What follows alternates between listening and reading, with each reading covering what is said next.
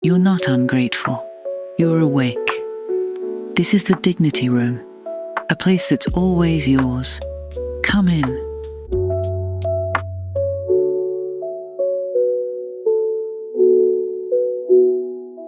You're in the middle of something ordinary, making coffee, driving home, something like that.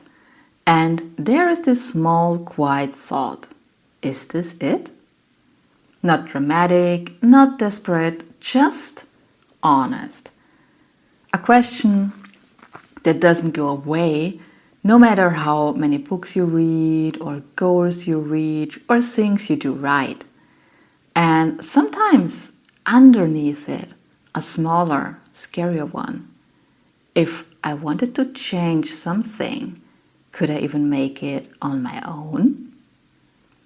So if you felt that even once, you're in the right room. My name is Eva. I won't give you the polished bio here because you will find that on LinkedIn and you find this also on my website. So please feel free to find me, check it out, show it up, and also follow me as you like. Instead, let me tell you what's actually true. For decades, I was the reliable one, the one everyone could count on. A family business, so my parents' company, my partner's business, my own business, 3 roles, sometimes 10, all of them needed someone who didn't crack. And I didn't crack until I did. Ha! I remember one Sunday evening, and there was a lot of Sunday evenings, but this one sticks with me. So I was sitting on the couch, genuinely not knowing whether I want to cry or I want to laugh. 3 companies, barely no weekend. And I thought, I'm the one who has all of this under control. Yeah, but I didn't have anything under control. I was just functioning. And somewhere between, I've got this, and oh my gosh, I can't anymore, I had to ask myself the question I had avoided for years. So what do I actually want when no one needs me to want anything? And that one didn't have a fast answer. Around that time, and I think it was 5-ish years or so, maybe a little bit more, I picked up a book on a flight I didn't really need to be on. And I can't quote a single line from it yet, but I remember the feeling. Someone had described what I had carried for years without judging me for it. And then something else comes to my life or into my life I didn't expect. So I stumbled into something called numerology. And it sounded a little bit vague and arbitrary first, but I gave it a try. And I sat down, calculated my numbers, and read my own pattern. And I was looking at a mirror I hadn't seen coming. That was the moment when I realized and when I understood, oh, this isn't fortune telling. This is pattern recognition. And patterns, once you can see them, change everything. And I mean, I work with so much other tools too, but this was really like, oh, damn it. So I started trusting myself again. I changed who I spend my time with. I left the marriage. I choose my own way, even when people told me I couldn't.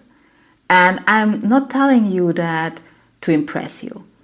I'm telling you so you know I'm not speaking about that edge. I stood on it.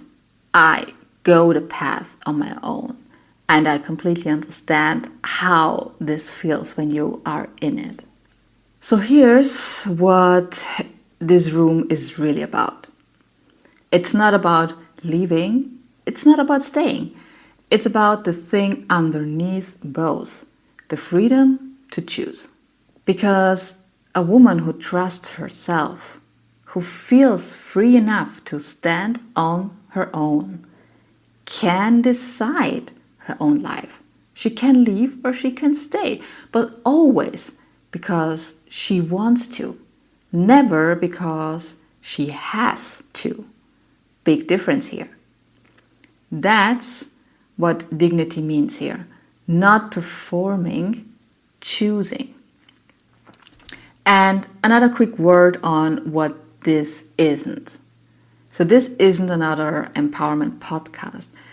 I won't tell you to manifest your dream life by sitting on the couch, closing your eyes and or I won't sell you a 5-step framework you had heard about hundreds and thousands of times.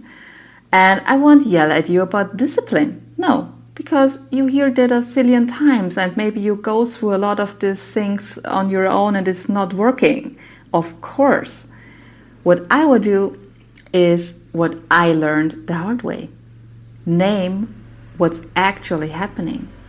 Decode the patterns and hand you tools you can actually use.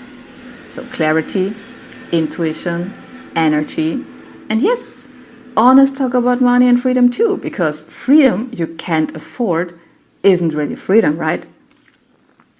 And I will be honest about one more thing, and this is an important thing. I haven't arrived either. And I'm not sure if there is something where you can arrive to. I'm still walking this. So I won't speak to you from a stage, a pedestal. I definitely want to speak with you above you. So just one woman to another. Because the part of you that went maybe quiet didn't disappear. You just learned to keep it safe. And we are going to find it again, together. Before you go, if something here touched you, there's a quiet next step waiting. I made something for you, for when you're ready to come back to yourself. You'll find it in the show notes. Thank you for being here. This was the Dignity Room. The door stays open.